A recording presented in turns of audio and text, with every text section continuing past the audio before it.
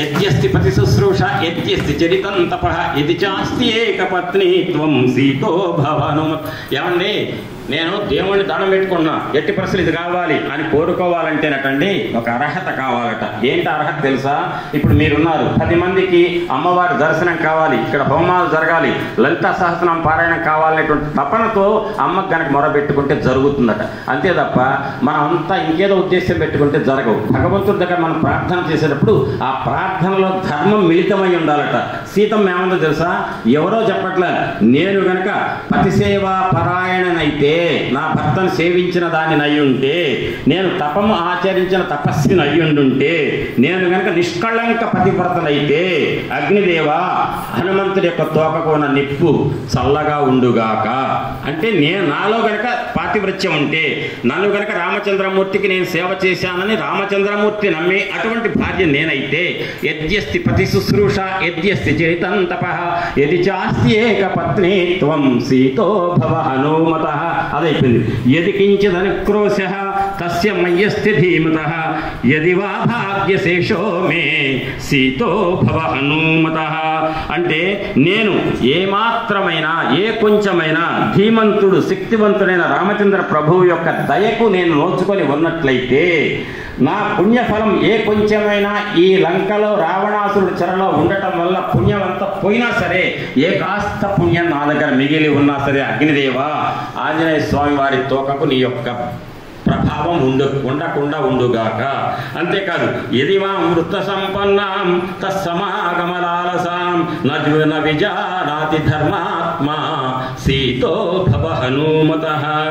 ఇక్కడ ధర్మాత్ముడైన నా స్వామి రామచంద్రమూర్తి నన్ను సత్శీల సంపన్నగా భావించినట్లయితే, 10 నెలలు పరాయి వాడి చెరలో ఉన్నప్పటికీ కూడా ఈనాడు నా సీత నాకు కనుక కనపడితే, నా సీత పాతివ్రత్యం మీద నాకు నమ్మకం ఉంది, నా సీతలో ఎటువంటి తేడా రాదు అనే పాతివ్రత్యం మీద నమ్మకం ఉన్నట్లయితే, నా ఆయన సమాగమం కోసం నేను ఎదురు చూస్తున్నానని ఆయన నమ్మినట్టయితే, రామచంద్రమూర్తి నాకు భర్తగా త్వరగా కనపడి మేమిద్దరం ఒకటి అవ్వాలనే తపన నాలో ఉన్నట్టుగా ఆయన నమ్మితే, అంత పాతివ్రత్యం నాలో ఉంటే, ఆయన పట్ల నాకు అంటే అర్థం ఏంటంటే ఇక్కడ తప్పు అవుతుంది, పొరపాటున చెంపలేసుకొని చెప్తున్నాను. రావణాసురుడి దగ్గర అనేక లోకానికి సంబంధించిన సంపదలు ఉన్నాయి. అటువంటి సంపదలకు నేను లొంగలేదు. ఏంటి? ఈ దీనోవా రాజ్యహీనోవా యో మే భర్త సమే గురు. ఎట్లా? యథా సూర్యం సువర్చల అన్నాడు కదా. సూర్యుడికి సువర్చల అనే కాంతి ఎట్లా విడదయ్యరాందో, నేను రామచంద్రమూర్తికి ఆ రకంగా విడదయ్యలేనటువంటి శక్తిని నన్ను ఎవరు ముట్టలేరు, నన్ను ఎవరు పొందలేరు. రాముడు ఒక్కడే పొందాడు, రాముడి భార్యగానే ఉంటాను అనేది చెప్పిందో అంత ధర్మ సంపత్తి తనలో ఉంది. కాబట్టి రామచంద్రమూర్తిని నా సమాగమం కోసం నేను ఎదురు చూస్తున్న దాన్నే కనుక రాముడు నమ్మినట్టయితే, ఆంజనేయ స్వామి వారి తోకకు నువ్వు ఉన్నటువంటి అగ్ని, నువ్వు ఆయన్ని బాధ పెట్టకు అని అనగానే ఆంజనేయ స్వామి వారికి ఒకసారి మంచు ముక్కలు కనుక తోకకు పెడితే ఎట్టుంటుందో, ఆయన వేడి కాదట, వెరుగుతున్నాయి, చుట్టపడ్డ గుడ్డలన్నీ కాలుతున్నాయి, కానీ ఆయనకి వేడి తగలట్లేదట. ఏసీ వచ్చి బాగా చల్లగా ఉందట. అరే చల్లగా ఉంది, వేడి చేస్తే బాగున్నాయి అట్ట ఫీల్ అయ్యాట. ఐస్ ముక్కలు పెట్టినట్టుగా ఉంది. యదిమాం ఇంకొకటి ఉంది కానీ అంటే దాన్ని అది ప్రమాణం కాదు. అయినా యదిమాం తారయేదార్య సుగ్రీవ సత్యసంగ్రహ అస్మాత్ దుఃఖం సంరోధ సీతో భవ హనుమతః. నా సుగ్రీవ మహారాజు కనుక సత్యసంధుడైనట్టయితే, ఈ సముద్రం గుడ్డల యువతలో ఉన్నటువంటి సీతాదేవిని కనుక నా సుగ్రీవ మహారాజు తన సైన్యంతో వచ్చి రక్షించి రామచంద్రమూర్తితో సీతమ్మని కలపగలుగుతాడనేటువంటిదే కనుక నిజమైతే, హనుమకు ఉన్నటువంటి తోకకున్న నిప్పు అగ్ని నువ్వు చల్లగా ఉండుగాక అనగానే వెంటనే ఆంజనేయ స్వామి వారు హాయిగా ఫీల్ అయ్యాడు. దాన్ని బట్టి ఏం చెప్పగలుగుతారండి? సమయం ఎక్కువ లేదు కాబట్టి మీకు ప్రశ్నలు ఇక వేయనిగా ప్రశ్నోత్తరం అయిపోయింది. ఉత్తరం డైరెక్ట్ చెప్పడమే. ఏంటంటే ఈ చెప్పగానే ఈ మాటలు అన్నాం కానీ సీతమ్మ, అగ్నిదేవుడు చల్లగా అయ్యాడంటే అర్థం సీతమ్మ మాటలని నిజమనే కదా. అంటే ఆమె పతివ్రత, రామచంద్రమూర్తి నమ్ముతాడు, తిరుగు లేదు అనే మాట నిజమైంది. యది తావత్ సముద్రస్య మైనాకస్య ధీమతః రామార్థం సంభ్రమస్తాదృక్తిమగ్ని కరిష్యతి సీతాయాశ్చ ఆంధ్రశంస్యేన తేజస రాఘవస్య చ పితుశ్చ మమ సఖ్యేన నమాం దహతి పావకః. ఏమంటాడు, నేను సముద్రంలో లంఘించేటప్పుడు మైనాకుడు అనేటువంటి పర్వతమే అడ్డం వచ్చి రామచంద్రమూర్తి కార్యం మీద వెళ్తున్నావా ఆంజనేయ అని చెప్పి ఆంజనేయ స్వామికి నాకు మైనాకుడు సహకరించినప్పుడు అగ్నిదేవుడు సహకరించడా? ఆ అగ్నిదేవుడు ఎందుకు సహకరిస్తున్నాడు? సీతాదేవి యొక్క కరుణ వల్ల. సీతాదేవి కరుణ మాత్రమే కాదు, రామచంద్రమూర్తి యొక్క తేజస్సు ప్రభావం వల్ల. అంతేకాదు, నా తండ్రి వాయుదేవుడేమో పంచభూతాలలో వాయువు అయితే అగ్ని ఇంకొక భూతం. పంచభూతాల్లో తెలుసు కదండి, అగ్ని, వాయువు, నీరు, భూమి, ఆకాశం. అందులో మా నాన్నగారు ఒక పంచభూతం, అగ్ని ఇంకో పంచభూతం. 5గురు ఒకే లెవెల్ ఆఫీసర్లు. ఆ 5గురు లెవెల్ ఆఫీసర్ల ఫ్రెండ్షిప్ ఉంటుందా ఉండదా? మా నాన్నగారి స్నేహితుడు కాబట్టి కూడా కొంచెం నా ఫ్రెండ్ వాయుదేవుడు కొడుకు కదా ఆంజనేయుడు అని చెప్పి ఆయన కొంచెం కనికరించవచ్చు. కానీ ఆయనంతటా ఆయన నిర్ణయం తీసుకోలేడు. ఆయన నిర్ణయం తీసుకోలేక ఎవరి ప్రభావం వల్ల ఎట్లా అగ్ని కాస్త లొంగాడు, మా నాన్నగారి ఫ్రెండ్ లాగా ప్రవర్తించాడంటే రామయ్య తేజస్సు, సీతమ్మ కనికరం. ఈ రెండింటి వల్ల నాకు తోక చల్లగా ఉంది. వాళ్ళు తగలబెట్టిన వాళ్ళు నాకేం భయం లేదని. యో హ్యయం మమలాంగూలే దీప్యతే హవ్యవాహన అస్య సంతర్పణం న్యాయం కర్తుమే గృహోత్తమై.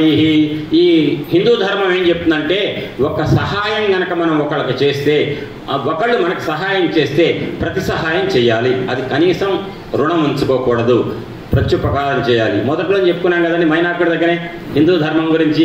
ఇప్పుడు నాకు అగ్నిదేవుడు ఎంత సహకరించాడు, ఒక్కసారి కనుక ఆయన ప్రతాపం చూపిస్తే నా ఒళ్ళు ఉంటుందా, కాలిపోతుంది. అంత సహకరించినప్పుడు నేను కూడా ఏం చేయాలి? ఆయనకి ప్రత్యుపకారం చేయాలి. ఏంటి ఆయన చేసే ఉపకారం ఏం చేయాలి? ఇంకేమన్నా ఊరు చూపించాలా? కాదు. అంటే అగ్నిదేవుడు దేనికోసం చూస్తుంటాడు? ఎప్పుడు ఆవురావురు అంటుంటాడు, ఏ తగులుతుందా నవిలేద్దాం, కాల్చేద్దామని. కాబట్టి అగ్నిదేవుడికి నేను సంతర్పణ చేస్తా, ఆహార సంతర్పణ. ఏంటి ఆహార సంతర్పణ అంటే? దుర్మార్గుల ఇళ్ళన్నీ సంతర్పణ చేస్తా అని చెప్పి ఇక నా పని మొదలు పెట్టేస్తా. ఎందుకంటే నాకు సహకారం చేసిన అగ్నిదేవుడికి ప్రతి ఉపకారం చేయాలి. కాబట్టి వెళ్ళి లిస్టు పెట్టాడు. మొట్టమొదటి బోణి ఎవరిది? రిబ్బన్ కటింగ్ ప్రధానమంత్రి ప్రహస్తు ఢిల్లీ పెట్టాట, తోక తగలబడిపోయింది. ఆ తర్వాత వరుసగా ఎందుకు ఆ పేర్లు చెప్పండి, చదవటం అవసరం. ఇంద్రజిత్తు, సారణుడు, శుకుడు, వజ్రదంశుడు, సుమాలి, జంబుమాలి వీళ్ళన్నీ తగలబెట్టాడు. కానీ విభీషణుడు ఇంటి దగ్గరికి పోయేట మాత్రం తోక అంటించారు. ఎందుకని? విభీషణుడు ఏం చేశాడు? చంపేయండి ఈ కోతినంటే ఏమన్నాడు? అన్నయ్య అన్యాయం, దూతను చంపకూడదు, ధర్మం ఒప్పుకోడు, శాస్త్రం ఒప్పుకోదు అన్నాడు కదా. నన్ను చంపకుండా రావణాసుడు నిజంగా ఆర్డర్ ఇస్తే మాత్రం చంపగలుగుతారండి.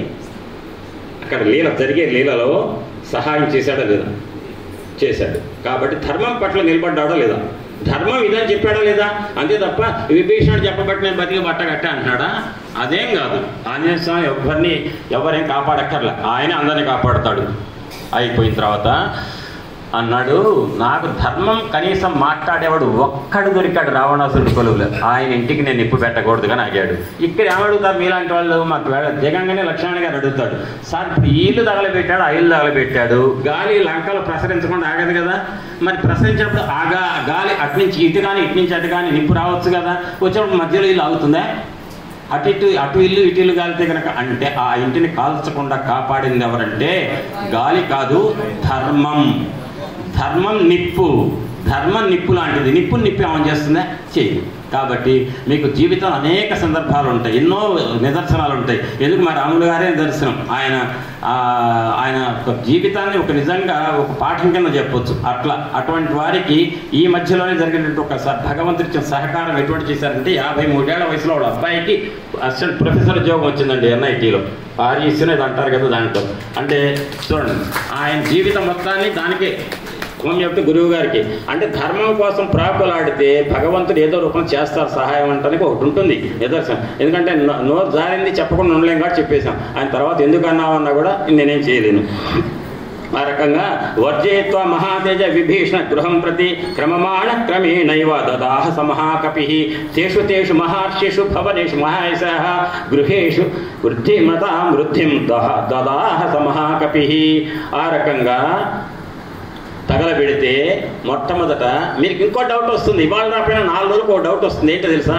ఏమండి, సూర్యుడు పెద్దగా మండకుండా భయపడుకుంటూ మండుతాడు, వాయుదేవుడు గట్టిగా వేస్తాడు, చిన్నగా వేస్తాడు. ఎవరికి దడుస్తాడు? ఈ వాయువు, అగ్ని వీళ్ళందరూ ఎవరు దడుస్తున్నారు? ఎవరికి? రావణాసురుడు పెద్దంగానండి, రావణాసురుడు అంతే కదా. రావణాసురుడికి దడిచేటువంటి అగ్ని లంక తోకకున్న నిప్పుని తీసుకోపోయి ప్రహస్తుడు ప్రధానమంత్రి ఇంటికి పెడితే నువ్వు మంట అండకూడదు అనొచ్చుగా. రావణాసురుడు భయపడి అగ్ని ఆగొచ్చు కదా, ఆగిందట. ఒక కొద్దిసేపు చూస్తున్నారు ప్రధానమంత్రి రావణాసురుడు ఏమైనా చేస్తాడని భయం పుట్టి కొంచెం అటు ఇటు చూసినట్టు దొంగ చూపులు అగ్ని చూసిన తర్వాత ఆయన మర్చిపోయా ఆంజనేయ స్వామి చెప్పాడుగా, నీ ధర్మం అంతా అయిపోయింది, నీకేం మొదలైంది ఇప్పుడు? అధర్మం మొదలైంది. అధర్మం మొదలైన తర్వాత అడిగి చేస్తారు. పదవి దిగిపోయిన తర్వాత ముఖ్యమంత్రిని లెక్క చేస్తారు ఎవరన్నా? పదవిలో రేపున్నాడనగా కూడా లోపల పెట్టిస్తారని భయపడతారు నిరంకుశంతో పరిపాలించే ముఖ్యమంత్రి. కానీ పదవి దిగిపోయిన తర్వాత ఆయన ఎవరైనా చూస్తారా? ఆయన ఇంట్లో కూడా పోరు. పోతే భయమేం, పోతే ఎవరైనా పట్టుకుంటారేమని చూస్తారు. అట్టనే రావణాసురుడు కూడా అధర్మం నీకు మొదలైంది అని చెప్పారు. అధర్మం ఎప్పుడైతే మొదలైందో ఈ దేవతలతో మన సారికి రావణాసురుడు గారికి అయిపోయింది, పవర్ పోయింది కాబట్టి ఆయన పెద్ద దడవక్కర్లా అని. అసలు పవర్ ఎవరికి వచ్చింది ఇప్పుడు? త్రిజట చెప్పింది ఏమని? ప్రణిపాత ప్రసన్నాహి మైథిలి జనకాత్మజ అలమేష పరిత్రాతుం రాక్షస్యో మహతో భయాత్ అన్నారుగా మొన్న అందరూ. అంటే రేపు రామరావణ యుద్ధంలో రామచంద్రమూర్తి గెలిస్తే పదవంతా పోయి ప్రాణాలు కూడా రావణాసురుడు పోగొట్టుకుంటే కొద్దిమంది రాక్షసులు మిగిలితే అప్పుడు అధికారం అంతా కూడా రావణాసురుడి నుంచి రామచంద్రమూర్తికి వస్తే రామచంద్రమూర్తి ఆగ్రహానికి లోను కాకుండా ఉండాలంటే మనల్ని కాపాడి తల్లి ఎవరు? ఈ అమ్మ. కాబట్టి పిచ్చి పిచ్చి వేషాలు వేయకండి తోటి రాక్షసులారా, వెళ్ళి మీరు ఆ అమ్మకు ప్రతిపాతం చేసుకోండి అని చెప్పేంత తెజట. కాబట్టి అది కూడా తెలుసు అగ్నికి, ఎందుకంటే అగ్ని ఒక చోట ఉండేది కాదు కదా. ఇది త్రిజటే చెప్పింది ఆనాడు, ఇప్పుడు ఆంజనేయ స్వామి చెప్పాడు. ధర్మం పోయింది, అధర్మం వచ్చింది కాబట్టి ఏం భయపడక్కర్లా, మనకి ఏ డేంజర్ లేదు అనుకొని కాసేపు దొంగ చూపులు చూసి అసలు దొంగ చూపు ఎందుకు చూడాలి, డైరెక్ట్ తగలబెట్టేద్దాం, తగలబెట్టేసిందట. ఆ రకం ఇళ్ళని తగలబెట్టేశారు, అయిపోయినాయి. ఆ అమ్మ ఇల్లు మాత్రం అది విభీషణుడి ఇల్లు అయితే తగలపడలేదు, అగ్ని అక్కడికి రాలేదు. క్వచిత్ ఇక్కడ ఇది అవసరం లేదండి. వజ్రీ మహేంద్ర స్థితేశ్వరో వా సాక్షాద్యమో వా వరుణో నిలో వా రుద్రోగ్ని అర్కో ధనదశ్చ సోమో నవానరోయం స్వయమేవ కాలః. ఎవరండి ఇంతకు ఆ లంకను తగలబెడుతున్నాయన? ఇక్కడ నేను మర్చిపోతానేమో, అందరూ ఒక్క మాటేనండి. లంక మొత్తం తగలబడిపోయింది, విభీషణుడి ఇల్లు ఒక్కటి తగలబడలే. తోక చల్లార్చుకోవడానికి వెళ్ళాలి ఆంజనేయ స్వామి వారు సముద్రంకి. కానీ ఈ సందర్భంలో ఒక ఆచార్యుల వారు ఒక పెద్ద మనిషి అడిగితే, మహా ఉపాసకుడు అడిగాట ఒక ఆచార్యుల వారిని. ఆచార్యుల వారికి మొత్తం జీవితం అంతా రామాయణమేనట. అయ్యా నాకు ఆ డౌట్ వచ్చిందండి, ఆంజనేయ స్వామి వారు లంక తగలకట్ట ఎందుకు చెప్పండి, అనవసరంగా ఇళ్ళన్నీ అంటే దానికి ఏం చెప్పారు తెలుసా సమాధానం? వినండి జాగ్రత్తగా. లంకలో అన్ని అరాచకాలు జరిగినాయి. పరాయి ఆడవాళ్ళని తీసుకొచ్చి రావణాసురుడు చేయకూడదు కృత్యాలు చేశాడు. మొత్తం కూడా అపవిత్రం అయిపోయింది. మీరు ఏదైనా పూజ చేసేటప్పుడు బ్రాహ్మణులు ముందు ఏం చేస్తారు? విఘ్నేశ్వర పూజ, పుణ్యాహవచనం. మరి పుణ్యాహవచనం చేయాలంటే పవిత్రం చేయాలి కదా. పుణ్యాహవచన జలాన్ని చల్లాలగా, శుద్ధి అవ్వాలంటే వేదిక. మరి లంక మొత్తాన్ని ఎక్కడ పుణ్యాహవచనం చేస్తారు? అందుకని ఏం చేశాట ఆంజనేయ స్వామి వారు? అగ్నితో తగలబెడితే అగ్ని కంటే పవిత్రం ఏముంది? కాబట్టి మొత్తం రామచంద్రమూర్తి అడుగు పెట్టే సమయానికి లంక పవిత్రం కావాలంటే, అపవిత్రత పోవాలంటే అగ్నికి ఆహుతి చేయాలట. అందుకని చేసేటండి ఆయన. ఆ రకంగా చేస్తే అప్పుడు అంటే రామచంద్రమూర్తి అడుగు పెట్టడానికి పవిత్రత వచ్చేసింది, అపవిత్రం పోయింది. వజ్రీ మహేంద్ర స్థితేశ్వరోవా. ఆలోచన చూస్తే అనుకుంటున్నారట లంక తగలబడిపోతుంటే ఎవర్రా ఈ వానరుడు? ఆయన వానరుడు అనిపించట్ల, రూపానికే వానరుడు కోతి. నిజానికి ఎవరంటే దేవతలకు ప్రభువు, వజ్రం ధరించినటువంటి ఇంద్రుడా, లేక సాక్షాత్తు యముడా, లేకపోతే వరుణదేవుడా, వాయుదేవుడా అయి ఉండొచ్చు, లేదంటే రుద్రుడు కావచ్చు, లేదంటే అగ్ని కావచ్చు, కుబేరుడు కావచ్చు, సూర్యుడు కావచ్చు, చంద్రుడు కావచ్చు, లేకపోతే స్వయంగా కాలపురుషుడే కావచ్చు. కాలపురుషుడు ఎవరండి? శ్రీ మహావిష్ణువు, ఆయనే కావచ్చు అని ఈ శ్లోకం వదలండి. వజ్రీ మహేంద్ర త్రిదశేశ్వరోవా సాక్షాత్ యమోవా వరుణో అనిలోవా రుద్రో అగ్ని అర్క ధనధశ్చ సోమో నవానరోయం స్వయమేవ కాలః అని కాలపురుషుడైనా కావచ్చు అని చెప్పారు. చెప్పిన తర్వాత అంటున్నట్టు లంకలో జనాలంతా కూడా ఇళ్ళు తగలపడు పడిపోతుంటే హాహాకారాలు చేస్తున్నట్టు. హా తాత, హా పుత్రక, హకాంత, హా మిత్ర, హా జీవితం భోగయుతం సుపుణ్యం హుతాసన జ్వాల సమావృతాస బభూవ శాపోపహతేవ లంక. సర్వలంక శాపగ్రస్తమైంది. ఎవరు పెట్టారు శాపం? ఎవరు పెట్టలా. రావణాసురుడు సీతమ్మని తీసుకొచ్చి పెడితే యాం సీతే తెప్తి జనాహి ఏయం తిష్టతి తే గృహే కాళరాత్రి ఇది తాం విద్ధి సర్వలంకా వినాశిని చెప్పాడుగా ఆంజనేయుడే.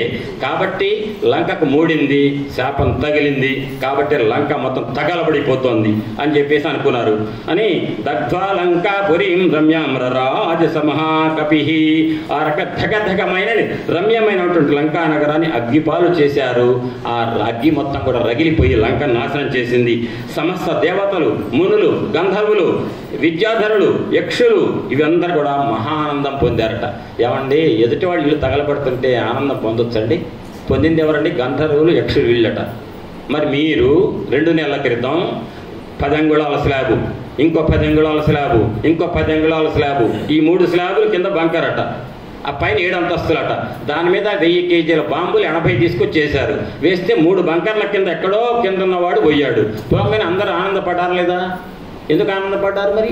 అంటే వాడు లోక కంటకుడు, సమాజానికి హితం చేసేవాడు కాదు. అటువంటి వాడిని పేరు అనకూడదు. ఇజ్రాయెల్ అనే దేశం చేసింది లెబనాన్ మీద. ఆ వార్త చదివారు.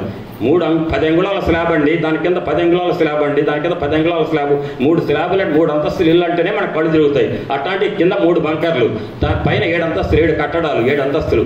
ఆ 7 అంతస్తుల పైన బాంబు వేస్తే 1000 కేజీల బాంబు విడిస్తే 1000 కేజీల బాంబు వెళ్ళి తగిలితే 7 అంతస్తులు పడిపోయి కింద 3 బంకర్లు పోయి అట్టడుగున పడినట్టుంటాడు పోయాడు. పోతే ఎందుకు ఆనందపడింది ప్రపంచం అంటే అతను సమాజానికి హితకారుడు కాదు.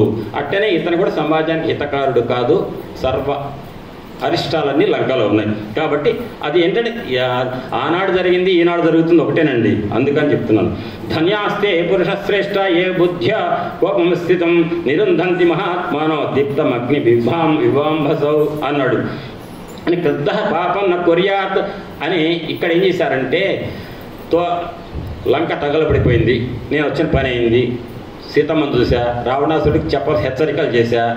వాడు భయపడ్డాడు. భయపడి నన్ను చంపాలని చూశాడు. విభీషణుడు చెప్పిన దానిలో తోక తగలబెట్టాడు. అయితే ఇంకొక చిన్న మాట ఉపయోగించాలి. సమయం లేదని కొంచెం కొన్ని లొకేషన్స్ కొంత ఇంపార్టెంటే. అక్కడ రావణాసుడు అన్నట్ట తోకని కపీనాం తిలలాంగూలం ఇష్టం భవతి భూషణం అన్నాడు కదా. కోతులకు ఇష్టమైంది ఏది? అలంకారం. తోక తగలబెట్టండి అన్నాడు కదా. తోకకు వీళ్ళు గుడ్డలు చుట్టుకుంటూ ఇంకా రెచ్చిపోయి కూర్చుడుతున్నారు కదా. ఇంతటితో ఊరుకోవద్దు. లంకలో ప్రతి జంక్షన్కి వెళ్ళాలి. జంక్షన్ అంటే ఏంటి? చౌరస్తా అంటే కూడలి. ప్రతి కూడలికి వెళ్ళాలి. అందరికి చాటింపేయండి. ఇదిగో మన లంక మీద దాడి చేయడానికి ఒక కోత వచ్చింది, మన మీద మన శత్రువు మన రాక్షసులను చంపాడు, వీడికి ఏ గతి పట్టిందో చూడండి అని అందరికీ తెలవాలి. తెలిసేట్టుగా ఊరంతా ఊరిరిగింపు చేయండి అన్నారు. ఊరిరిగింపు చేయమనగానే అప్పుడు ఆంజనేయ స్వామి అన్నట, రాత్రి చీకట్లో భయంగా సీతమ్మని ఎక్కడ ఉంటుందో తెలిసి తెలవక ఎతికా, నాకు కరెక్ట్ దారులు తెలవలేదు, ఇక్కడ లేదు అక్కడ లేదు అని అనుకున్నాను. ఇప్పుడు వీళ్ళే చూపిస్తున్నారుగా అన్ని రౌడ్లు. చూసినప్పుడల్లా వాళ్ళు ఏంటంటే ఆంజనేయ స్వామి తోక తగలబడుతుంది అని నవ్వుతుంటారు. నేనేం చేస్తా? అటు ఇటు చూస్తా. ఎక్కడ ఆయుధాగారాలు ఉన్నాయా, ఎక్కడ రహస్య స్థావరాలు ఉన్నాయా, రామచంద్రమూర్తికి సుగ్రీవ మహారాజుకు చెప్పి లంకలో ఉన్న ఇన్ఫ్రాస్ట్రక్చర్ మొత్తం ఎక్కడెక్కడ ఆయుధ సంపత్తి ఉంది, సేనా సంపత్తి ఉంది, మొత్తాన్ని తీక్షణంగా పరిశీలించిపోయి మా సుగ్రీవుడికి చెప్తా. అప్పుడు యుద్ధం చేసేటప్పుడు ఎక్కడెక్కడ దెబ్బ కొట్టొచ్చు నేను చెప్పొచ్చు అని ఈయన ఆనందపడుతున్నాడు. వారి ఆనందమేమో తోక తగలబడుతుందని, ఈయన ఆనందమేమో లంకంతా చూడొచ్చు. రాత్రి చీకట్లో చూడలేకపోయే చంద్రుడే కదా రాజనీతి పరమండు రాముండు అన్నాక చెప్పేగారు చెప్పుకున్నాం కదా. సీత పంపే ఆయన చర్యలు ఎట్టెట్టున్నట్టు కలువ నింట వెలిగా ఆకాశంలో చంద్రుడు వెలిగాడని చెప్పి మనం చెప్పుకున్నాం. ఆ రకంగా చీకట్లో నేను చూశాను తప్ప లంకని.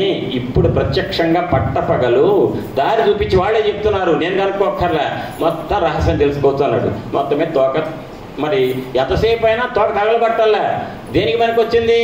పొరపాటు స్థావరాలు ఎక్కడన్నా చీకటి ఉండి ఇప్పుడు సెల్లార్లు ఉన్నాయి, సెల్లార్లలో లైట్ వేస్తేనేగా కనపడేది పగలైనా. ఆ సెల్లార్లు చూడడానికి మనకు వస్తుంది. ఈ తోక నిప్పను వాడుకున్నాడు ఆంజనేయ స్వామి. అయిపోయింది. మొత్తం లంక అంతా వెతికాడు. ఇక పోయి ఒక్కసారి ఒక్క ఉదిట్ల పైకి ఎగిరాడు. ఎగిరి కూర్చున్నాడు. ఎక్కడ? ద్వారం దగ్గర. ద్వారం మీద కూర్చొని తోకలు తిప్పుతున్నట్ట ఇట్ట ఓ ఇట్ట తిప్పుతుంటే ఎట్ట కనిపించాడంటే చుట్టూ పరివేషం ఉంటే మధ్యలో సూర్యభగవానుడు ఉన్నాడా అన్నట్టు కనిపించాడు ఆంజనేయ స్వామి. తోక గుండ్రగా తిప్పుతుంటే ఆ నిప్పంతా పరివేషం అంటే దాన్ని ఏమంటారు? ఆర. ప్రతి మనిషికి కూడా ఆరా ఉంటుందా ఉండదా? మనం 6 అడుగులు 5.5 అడుగులు ఉన్నా కూడా మన చుట్టూ ఆరా కొంత, అందుకే దిష్టి తీస్తారు కదా, దిష్టి తీసేటప్పుడు ఎక్కడి నుంచి పోతుంది? దిష్టి ఆరాలోంచి పోతుంది, అంతే కదండి. దాన్నే ఇంకో చికిత్స వేరే పేరు కూడా ఉంది దానికి అంతా. సరే, మొత్తం మీద ఆర అనే పరివేషం చుట్టూ ఉంటే మధ్యలో సూర్యుడు ఉన్నాడా అన్నట్టుగా భాషించాడట ఆంజనేయ స్వామి వారు. ఒక్క ఉదిట దూకాట సముద్రంలోకి, దూకి తోక చల్లార్చుకుంటున్నట్ట. అప్పుడు అనుకున్నట, ఎంత దుర్మార్గుడిని, ఎంత బుద్ధిహీనుడిని, ఎందుకు ఇంత కోపం వచ్చింది నాకు? లంకను తగలబెట్టాడుగా, హాయిగా ఆనందంగా తగలబెట్టాడు, ఇప్పుడు ఎందుకు తగలబెట్టా అనుకుంటున్నాడు. ఎందుకు? ఆ తగలబడ్డ లంకలోనే సీతమ్మ ఉంది, సీతమ్మ కూడా తగలబడిపోయింది. ఇంక నా పని ఏంటి? నేను దేనికి వచ్చా? సీతమ్మ ఉందా లేదా చుట్టానికి వచ్చా, రామయ్యకి చెప్పాలి. అరవకుండా వెళ్ళి చెప్పుంటే రాముడికి సీతమ్మ ఉందని బాగుండేదిగా. ఇప్పుడు ఏం చెప్పాలి? సీతమ్మను చూసా రామ, కాకపోతే లంకను తగలబెడితే అందులో సీతమ్మ కూడా తగలబడిపోయిందని చెప్పాలా? ఎందుకు నా బతుకు? ఎందుకు నాకు కోపం వచ్చినప్పుడు మనిషి కాడు. తన కోపమే తన శత్రువు, తన శాంతమే తనకు రక్ష అన్నాడు కదా. అంటే కోపం, అయితే కోపం ఉండొచ్చండి, దేనికి? మంచి కోసం ఉండొచ్చు. లోపల ఏదో కుళ్ళు పెట్టుకున్నప్పుడు కోపంకి వేరు. 10 మంది మంచి కార్యక్రమం జరుగుతుంది, టైంకి వేయమన్నా వేయలేదు, చైర్మన్ గారు అన్నారు, ఆ కోపం ఎంతసేపు ఉంటుంది? నిమిషమే. ఆ తర్వాత నువ్వు తిన్నావా అని ఆయన అడుగుతాడు మళ్ళీ. ఆ కోపం కాదు. కోపం ఏంటంటే ఎదుటివాళ్ళ చెడు కోరుతూ పట్టుకునే కోపాన్ని క్రోధం అంటారు. ఆ క్రోధం, ఇది క్రోధం కాదు. తొందరపడి కోపం వచ్చి అనవసరంగా వెళ్ళిన కక్షతో నేను లంకను తగలబెట్టా, మా సీతమ్మని తగలబెట్టుకున్నాను అనవసరంగా అని అనుకున్నాడు. అనుకున్న టైంలో వెంటనే తనే అనుకున్నట్ట, అయినా అమ్మేవారు అగ్నిస్వరూపిణి. నా శిష్యతి కళ్యాణి నాగ్నిరగ్నౌ ప్రవర్తతే అథవా చారు సర్వాంగి రక్షిత స్వేన తేజస. ఆ అమ్మ తేజస్వరూపిణి. ఆ అమ్మని ఏం చేస్తుంది? అగ్ని ఏమీ చేయలేదు. అగ్నిని తగలబెట్టగలగాలంటే అగ్ని ఎవరిని తగలబెడుతుంది? ఇంధనాన్ని తగలబెడుతుంది. ఒక ఇంధనం ఏదైనా ఉందనుకోండి, ఒక కట్టె పుల్ల నిప్పులో పెడితే తగలబడుతుంది. ఏమండి? ఒక కట్టె, ఒక ప్లాస్టిక్ వస్తువు తెచ్చి పెట్టడం తగలబడుతుంది. అదే ఒక కొవ్వొత్తుకున్నటువంటి వెలుగు, ఇంకో కొవ్వొత్తుకున్న వెలుగు, 2 వెలుగులు టచ్ చేశారు, ఏమవుతుంది? ఏమీ కాదు. అంటే అగ్ని ఏమీ చేయలేదు. మా అమ్మ అగ్నిస్వరూపిణి కాబట్టి అగ్ని మా అమ్మని ఏమీ చేయలేదు అని అనుకున్నాడు ఆయన. అనుకున్న కొద్దిసేపటికి యద్వా దహన కర్మాయం సర్వత్ర ప్రభుర్వ్యయః నమే దహదిలాంగూలం కథమార్యాం పృథక్ష్యతి. నా తోకకు నిప్పు పెట్టాడు రావణాసురుడు, పెట్టించాడు. నా తోక తగలబడాల. ఎందుకు తగలబడలేదు? సీతమ్మ ప్రార్థన చేసింది ఆయన తెలవదు. నా సీతమ్మ యొక్క దయ, నా రామయ్య యొక్క అనుగ్రహం. అట్లాంటి సీత ఆమె కరుణతో నా తోక తగలబడకుండా చేస్తే ఆమె ఏం చేస్తుంది? అయ్యా అగ్ని అనుకున్నట్ట.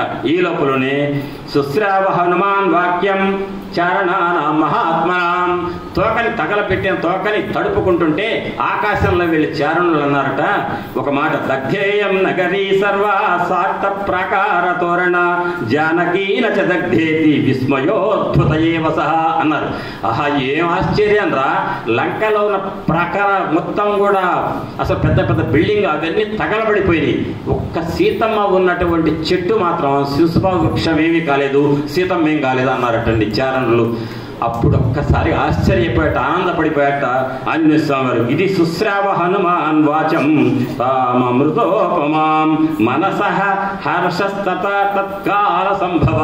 అప్పటికప్పుడే ఆశ్చర్యం, ఆనందం వచ్చేసి నేను సీతమ్మను చూడాలి వెళ్ళి అని చెప్పేసి వెళ్ళి అభివాద్య అబ్రవీదిష్ట్య పశ్యామి త్వామిహాక్షతాం అని సీతాదేవికి పాదాభివందనం చేసి, అమ్మా దైవానుగ్రహం వల్ల ఎటువంటి అపాయానికి లోనుగాక సురక్షితంగా ఉన్న నిన్ను నేను చూడగలిగానమ్మా అన్నట్ట. అనగానే సీతమ్మ ఏముందండి, ఏమయ్యా ఆంజనేయ అర్థం ఉందా, ఎందుకు లంక ఎందుకు తగలబెట్టావు చెప్పు అని అందా? అనలేదు. భలే పని చేసావు అన్నదా? ఎందుకు అనలేదండి? అంటే సీతమ్మ లంక ఎందుకు తగలబెట్టావు అని ప్రశ్న వేయలేదు. భలే పని చేసావు అన్నదా? అనలేదు. అది ఇది ఏదో ఒకటి అనాలి కదా మరి, ఎందుకు అనలే? అనాలంటే శరీరంలో ఏ భాగం పనిచేయాలి? మనస్సు ఎవరి మీద ఉంది? రాముని వారి మీద. ఆమె ఏమని చెప్పారు ఆ రోజు? నైషా పశ్యతి రాక్షస్యో నేమ పుష్ప ఫల ధ్రువాన్. హృదయానూనం ఏకస్థ హృదయానూనం రామమేవానుపశ్యతి చెప్పానుగా ఆ రోజు. అంటే అమ్మ యొక్క మనస్సులో రాముడు తప్ప ఇంకొకటి లేదు. అటువంటి రామయ్య హృదయం నిండా నిండుంటే ఈ హృదయానికి లంక తగలబడిందా, తగలబడలేదా, రావణాసురుడు ఏ బట్టలు కట్టుకొచ్చి ఇవన్నీ అవసరమా? ఆకేముండదు, ఉన్నదలా రాముడే. కాబట్టి రాముడు ఉంది కాబట్టి అప్పుడు ఏమంది అమ్మ, ఆంజనేయ నాకు మళ్ళీ డౌట్ వస్తున్నాయి.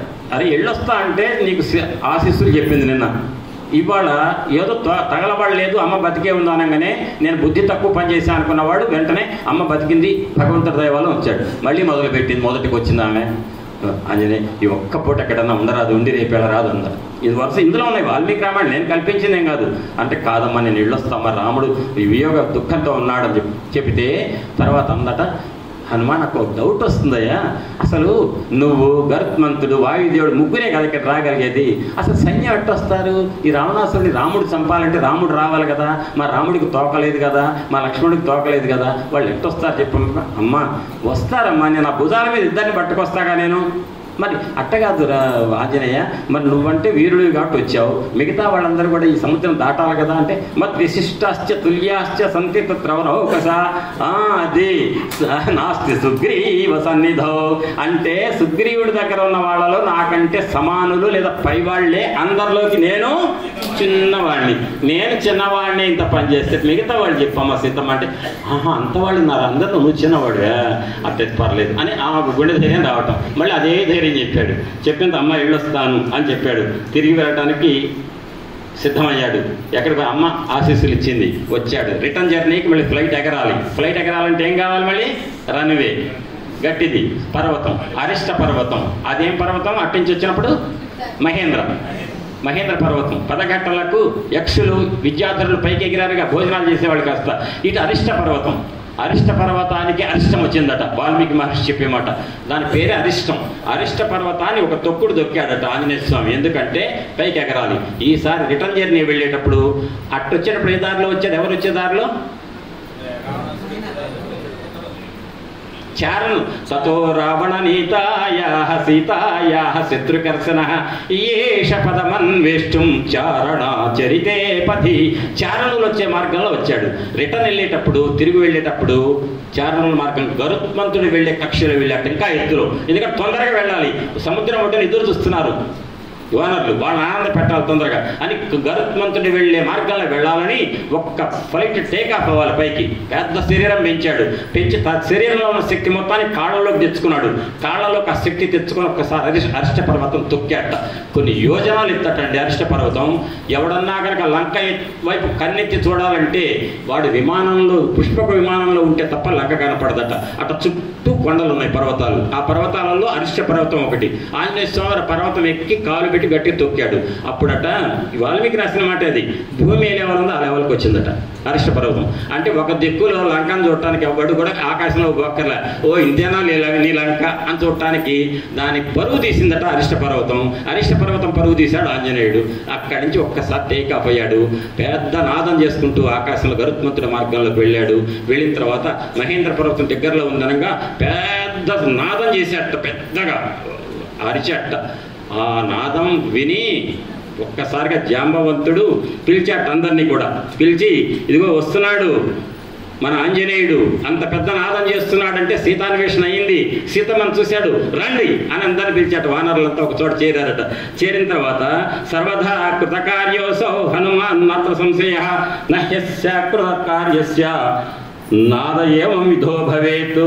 ఇంత నాదాకృతం చేయడు, ఇంత పెద్ద నాదం చేస్తున్నాడంటే ఆంజనేయ స్వామి వారు ఖచ్చితంగా కార్య సాధన చేశాడు, సీతాన్వేషణ అయిపోయింది, తప్పకుండా రండి అన్నారట. ఈ లోపల ఆంజనేయ స్వామి వారు వచ్చారు. దిగుతున్నాడు. దిగుతుంటేనే మొదలుపెట్టారట ఆకాశంలో. మరి ఈ భక్తి ఇప్పుడు మన జనాలకు ఎట్టుందంటే, హెలికాప్టర్లో వచ్చి మంత్రులు వస్తుంటే అక్కడి నుంచి కనపడే ఏమైనా పదవి ఇస్తారేమని కింద నుంచే దండం పెడుతున్నారు మన జనాలు. అప్పుడు ఏ పదవి ఇచ్చేవాళ్ళు లేకపోయినా ఆంజనేయ స్వామి వారు దిగుతున్నారంటే జాంబవంతుడితో సహా అందరూ నమస్కరించారట. నమస్కరిస్తే దిగాడు. దిగిన తర్వాత అంగదాది వానరోత్తములంతా కూడా, జాంబవంతులందరూ కూడా తెగ సంతోషపడ్డారు. వాళ్ళు పుష్పాలు తెచ్చారు, ఆంజనేయ స్వామికి పూజ చేశారు. ఆ యువరాజు అంగదుడైతే నమస్కారం, ఈయన వెళ్ళి ఆంజనేయ స్వామి నమస్కారం పెట్టాట. జాంబవంతుడి కొన్ను అంగదుడికి కూడా. అంగదుడు చిన్నవాడే అయినా కూడా యువరాజు అని నమస్కారం పెట్టాడు. ఆయన సంస్కారం అది, నమస్కారం పెట్టాడు అండి. పెట్టి మొట్టమొదట ఏమన్నాడంటే, మొట్టమొదటి మాట ఆంజనేయ స్వామి వారు నోరిప్పి మాట్లాడనమాట. దృష్టా సీతేతి విక్రాంత సంక్షేపేణ నివేదయత్ అన్నారు వాల్మీకి మహర్షి.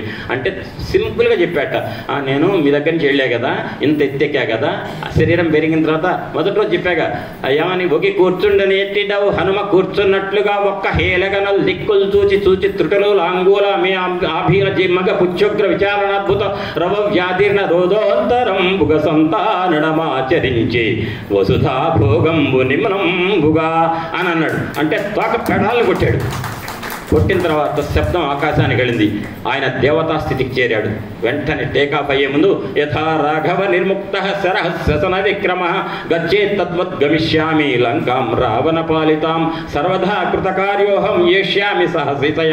తప్పకుండా కార్యం నేను సఫలం చేసుకుని వస్తా, సీత దర్శనం చేసుకుని వస్తా, మీకు సీతమ్మ జాడ రామచంద్రమూర్తికి మనం తెలియజేద్దాం, మీరంతా నిర్భయంగా ఉండండి అని చెప్పినప్పుడు ఆ మహానుభావుడు వెళ్ళటానికి సిద్ధమయ్యాడు. అప్పుడు సీతమ్మను చూడటం సాధ్యమవుతుంది అనుకున్నారండి వీళ్ళంతా కూడా. కానీ నేను చూసొచ్చానయ్యా అని చెప్పి నేను టేకాఫ్ అయ్యా కదా, ప్రయాణం చేస్తుంటే మైనాకుడు కనపడ్డాడు. మైనాకుడు కనపడి ఆగాను. ఆగితే ఏమన్నారంటే, లేదు లేదు నేను రాక్షసుని కాదు. ఇవన్నీ చెప్తే కనుక వాళ్ళు ఏమన్నా ఉంటారు. వాళ్ళు ఏమన్నా అర్జెంటుగా సీతమ్మను చూసావలేదు చెప్పబోయా అంటే, ఆంజనేయుడు అట్లా చెప్పడు, డైరెక్ట్గా సీతమ్మ అంటే ఏంటి ఏమన్నా అయిందే అంటారు కదా. దృష్ట అంటే చూడబడింది, నేను చూశాను, చూడబడింది అంటే అయిపోయినట్టే. ఇక ఎవరికి ఇప్పుడు చెప్పు తీరిక. ఊరి నుంచి రాగానే ఏమంటారు మీరు, ఇంత వెళ్ళిన పని అయిందా, ఇప్పుడు చెప్పు నీ సోది అంతా అని అంటారు. అట్లనే ఆంజనేయ స్వామి వారు ఏం చేస్తారు, సోది చెప్పారు. వాక్కు ఎంత ఎదుటి వాళ్ళకు ఎంత ఆరాటాన్ని టెన్షన్ పెట్టరు. టెన్షన్ పెట్టేవాళ్ళు ఎవరు, సినిమా వాళ్ళు. చివరి 5 నిమిషాల్లో పావు గంటలో తేలుతుంది. సీరియల్ వాళ్ళు ఇంకా టెన్షన్లు పెడతారు, ఎందుకంటే వాళ్ళు ఒక రోజుది కాదుగా, సంవత్సరాలు నడవాలి సీరియళ్ళు. అదే రామాయణం కానీ పురాణాలు ఇచ్చే మహర్షులు ఎప్పుడు టెన్షన్ పెట్టరు. డైరెక్ట్గా ఆన్సర్ చెప్తే కనుక అప్పుడు అంతా శ్రద్ధగా వింటారు. ఓహో మంచి ఆన్సరే కదా అని. ఆ రకంగా దృష్టా సీతేతి విక్రాంత సంక్షేపేన న్యవేదయత్ అని చెప్పి చూశారు. ఆ తర్వాత తీరిక అడిగారటండి, ఏమిటి జరిగింది ఏంటంటే, అప్పుడు చూడండి ఇక్కడ జాగ్రత్తగా రిటర్న్ వచ్చేసినట్టు ఆంజనేయ స్వామి. అమ్మ ఏం చెప్పింది, నేను రామయ్య అన్నప్పుడు మా ఇద్దరి మధ్య కాకి నన్ను ఇక్కడ పొడిస్తే ఆయన బ్రహ్మాస్త్రం వేశాడు. అది వానరులకు చెప్పొచ్చా, చెప్పకూడదు, చెప్పలేదు. తర్వాత మణిశిరాతలకం భార్యాభర్తలు ఇద్దరి మధ్య జరిగింది, అది చెప్పొచ్చా, చెప్పలేదు. ఏం చెప్పాడు, సీత నానా బాధలు పడుతున్నది అని చెప్పాడు. ఆమె మంచు కురిసినప్పుడు పద్మం బాగా ఉంటుందా, ఉండదు. మంచు కురవటం వల్ల వెలగలపోయిన పుష్ప పద్మం ఎట్టుందో కాంతిహీనంగా ఉంది, అట్లా ఉందయ్యా సీతమ్మ పరిస్థితి అని చెప్పాడు. చెప్పి ప్రతిదానికి ఏం చెప్తున్నాడంటే, రిటర్న్ వచ్చేటప్పుడు తతోమే బుద్ధి రుత్పన్న అని చెప్తున్నాడు. నేను కాబట్టి చూసా, నాకు ఎవరు ఎదురొచ్చినా సింహింగర్ కూడా చంపాడు అంటల్లా. ప్రతి చోట భగవంతుడు రాముడు నా హృదయంలో ఉండి నా బుద్ధిని ప్రచోదనం చేసి రాముడి కృప వల్ల నేను ఈ రకంగా చేయగలిగాను అని చెప్పాడు. మొత్తం కథ అంతా చెప్పారు. రిటర్న్ జర్నీది చెప్పి ఒక మాట, ఏకవేణి ధరాదీన భర్తృచింత అపరాయణ భూమిశయ్య వివరణాంగి పద్మిని వహిమాగమే రావణ ద్వినివృత్తార్థ మర్తవ్యకృత నిశ్చయ కథం చిన్మృగసాక్షి తూర్ణమాసాదితామయ. ఆమె నిరంతరం రావణాసుని ఏవగించుకుంటుంది. నువ్వు నాకు సరే, నువ్వు మనిషివి కా, నేను మనిషి మానవ స్త్రీని, నువ్వు రాక్షసుడు, అసలు నేను రామచంద్రమూర్తి భార్యని, ఇతరులకు భార్యని కావటం అనే ప్రశ్నే లేదు. కాబట్టి నేను కనుక తలుచుకుంటే అసందేశ తురామస్య తపస్య అనుపాలనాత్ నత్వాం కుర్మిదస్య గ్రీవ భస్మ అర్హత చేసా బూడిదైపోతారు రావణ అని బెదిరించింది. ఇంత పాతిదత్య ధర్మంతో సీతమ్మ అక్కడ ఉంది. నానా హింసలకు అవుతుంది, చేత్తో ముట్టుకోలేదనే కానీ మానసిక చిత్రహింసలు పెడుతున్నారు సీతమ్మను.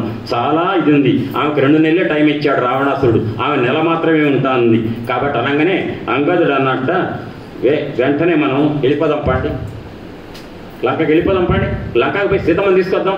ఎందుకంటే ఇట్లా మనం కనుక రామచంద్రమూర్తి దగ్గరికి మనం ఒక్కసారి సీతమ్మను చూశానని చెప్పి పోయి చెప్తే, ఏమయ్యా 10 నెలల బట్టి సీతావియోగ దుఃఖంతో బాధపడుతుంటే సీతమ్మని తీసుకురావద్దా, ఏం పని చేశారయ్యా అని చెప్పేసి అంటాడు. అంటే జాంబవంతుడు అన్నట్ట, అంగదా నీ యువరాజువే నువ్వు, కానీ రాముడు మనకేం చెప్పాడు, సీతను చూసి రమ్మన్నాడు, అంతవరకే వెళ్ళాలి, మనం వెళ్ళిపోదాం అంతే తప్ప మనం వెళ్ళి లంక నిజంగా ఏమండి వెళ్ళే రోజున నువ్వెన్నిగా యోజనాలు ఎగురుతావంటే ఏం చెప్పారండి అందరూ, 10, 20, 30, 90, 100 ఎవరు చెప్పలేదుగా.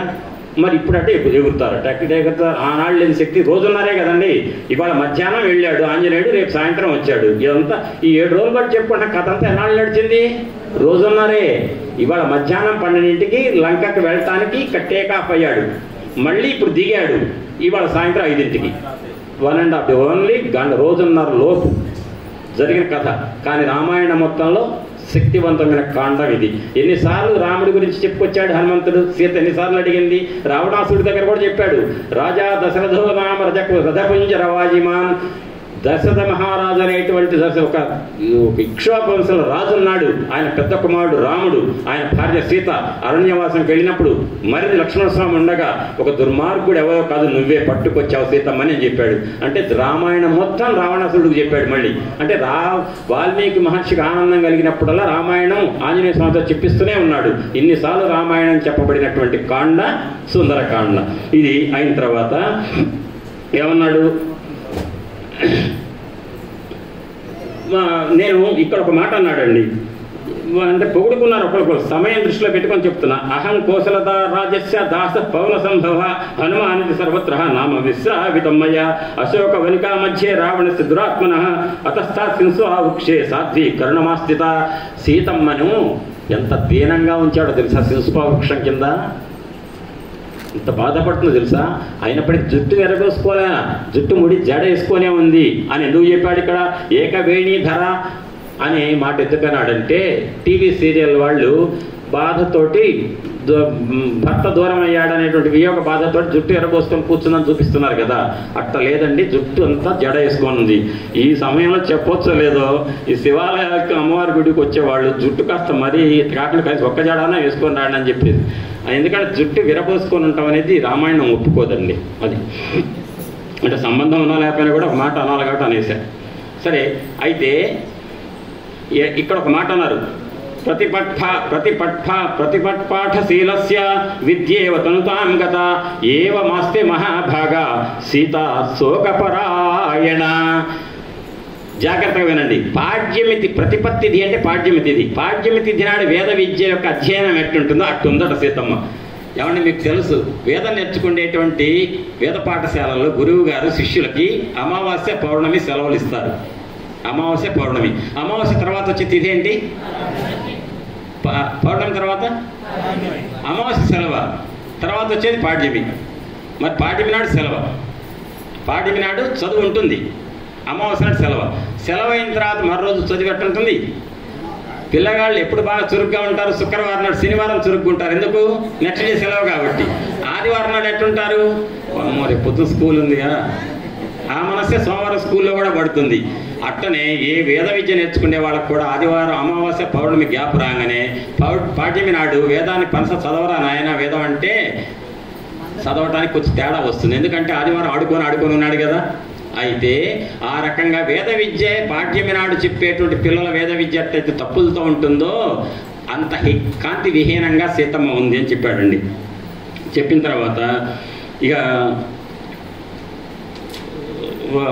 ఒక మాట అన్నారు, ఏమని, మనం ఇటు వెళ్దామనే మాట తప్ప కదా, నువ్వు చిన్నవాడివైనా యువరాజు కాబట్టి గౌరవించాలి, కానీ ఇటు నుంచి ఇటు వెళ్ళొద్దాం, సీతమ్మను పట్టుకొద్దామని రామయ్య చెప్పలేదు కాబట్టి చేయకూడదు, మనం వెళ్ళి కిష్కిందకే వెళ్దామన్నారట.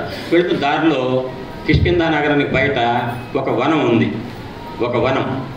ఆ వనంలోకి వచ్చారండి వీళ్ళు.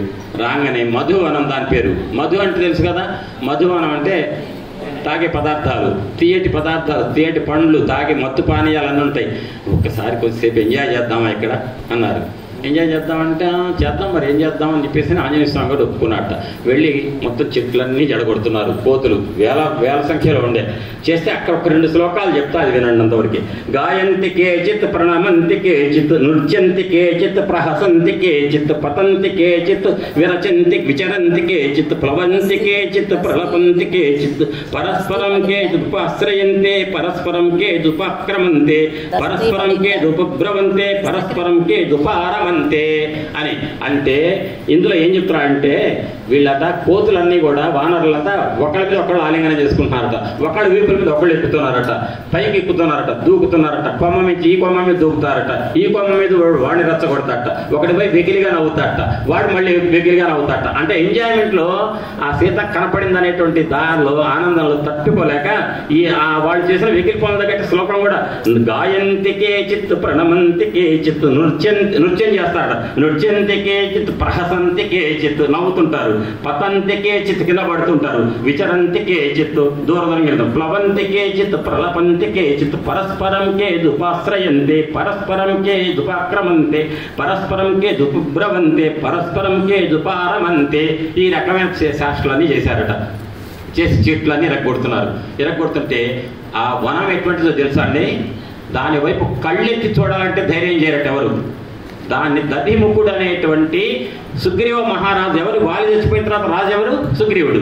ఆయన మేనమామ దధిముఖుడు. మేనమామ గారిని అక్కడ కాపలాగా ఉంచాడు వనపాలకుడుగా, ఆయన ఆధ్వర్యంలో ఉంది. సుగ్రీవ మహారాజు వచ్చి వనంలోకి పోవాలన్నా దధిముఖుడిని అడగాలట. అట్లాంటిది సుగ్రీవ మహారాజు చెప్పకుండా వానరులు వేల సంఖ్యలో లోపలికి వెళ్ళి చెట్లని నాశనం చేశారు. వచ్చి వన కాపలదారులు వచ్చి ఏంటి వానరులారా ఏంటి చేయటోడే అని చెప్పి కొట్టమట, గిలటమట, కొరకటమట. అప్పుడు దధిముఖుడి దగ్గర వీళ్ళంతా కాపలాదారులు వెళ్ళి, నాయన దధిముఖ మేమైతే ఏం చేయలేము, వీళ్ళు గీరుతున్నారు కొరుకుతున్నారు, మా చేత కాదంటే.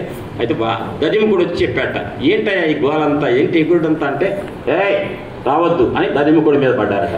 అప్పుడు వీళ్ళకి ఇట్ట కాదు, వీళ్ళకి సుగ్రీవ మహారాజు చెప్తే కానీ మరణదండాన్ని పెడతాడు, వీళ్ళు ఇటువంటి వనాన్ని, మధువనాన్ని కళ్ళెత్తి చూడాలంటే భయపడేటువంటి వనాన్ని ఈ రకంగా నాశనం చేస్తారా, కాబట్టి సుగ్రీవ మహారాజు దగ్గరికి వెళ్తాను వెళ్ళాడు. వెళ్ళి చెప్పి సుగ్రీవ మహారాజు దగ్గరికి వెళ్ళగానే, ఇది మహారాజా అని కాళ్ళ మీద పడ్డాట దధిముఖుడు. మేనమావ కదా ఎంతైనా, లే మామయ్య ఎందుకు చెప్పు కాళ్ళ మీద పడతామని లేపాట భుజాలు పట్టుకొని.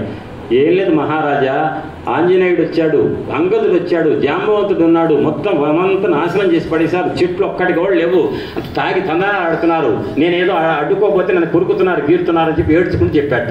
ఆ సమయంలో పక్కన లక్ష్మణ స్వామి ఉన్నట్ట. ఆ లక్ష్మణుడికి అర్థం కాదు ఈ వానర భాష. ఏంటి సుగ్రీవ మహారాజా, ఆయనేమో ఏడుస్తున్నాడు దధిముఖుడు మీ మామయ్య, మరి ఏంటో ఆంజనేయుడు అంటున్నాడు ఏడుస్తున్నాడు, అంగదుడు అంటున్నాడు ఏడుస్తున్నాడు, సీతమ్మకి ఏమైనా అయిందా, ఆయన బాధ అయింది అంటే సీతమ్మకి ఏమైంది, ఎందుకు ఏడుస్తున్నారు అంటే, లేదు ఏమి కాదు, నేను ఒకటే చెప్తున్నాను, సీతమ్మ కనపడింది, లేకపోతే అంత ఇదిగా కన్నెత్తి చూడటానికి దడిచే మధువనంలోకి ధైర్యంగా వెళ్ళి తాగి తందనాలాడి దధిముఖుని కూడా గీరుతున్నారు కోరుతున్నారంటే అంత ఖచ్చితంగా అది సీతమ్మ కనపడింది అనగానే డిసెంబర్ 30 అంటే మధువనం అనగానే చైర్మన్ గారు ఏమంటున్నారు, డిసెంబర్ 31 చెబుతున్నారు. అది భారతదేశంలో మధువనాలే అన్నీ. కానీ అదేదో సాధిస్తే మధువనం కింద చేసిన సంతోషం, సాధించేది కాదు. ఆ రకంగా చేసిన తర్వాత దధిముఖుడు చెప్పిందంతా విన్నట్ట సుగ్రీవుడు. నవ్వు ఆనందపడ్డట.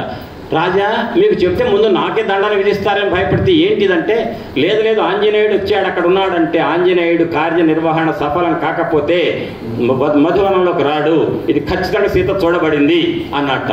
అంటే లక్ష్మణుడు అడిగితే, లక్ష్మణ స్వామి భయపడకండి, సీతను చూడకపోతే ఆంజనేయుడు ఇట్టు రాడు అన్నట్ట. అంతే అంటావా అని చెప్పండి, పరీక్షలు రాసి అమ్మమ్మ ఇళ్ళకి వెళ్తారు, తాతయ్య ఇళ్ళకి వెళ్తారు. కానీ రిజల్ట్స్ ఇవాళ రేపు పొద్దున అనగా మొదలవుతుంది పిల్లవాడికి టెన్షన్.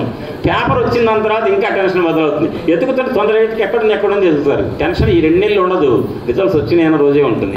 మనకు కూడా అంతే, ఓట్లు బ్యాలెట్ పేపర్లో పడ్డాయి, టెన్షన్ ఏమి ఉండదు, అయిపోయి ఓటింగు చుక్క చూపిస్తాం అంతా వీడియోలో వాట్సాప్లో. కానీ డిసెంబర్ 3వ తారీఖు కౌంటింగ్ మే 22 కౌంటింగ్ అంటే ఆ రోజు పొద్దున పూట మాత్రం టీవీ పెట్టి వెంటనే ఫ్లాష్ ఎంత వస్తుందో చూస్తాం. టెన్షన్ అప్పుడేగా ఉండేది.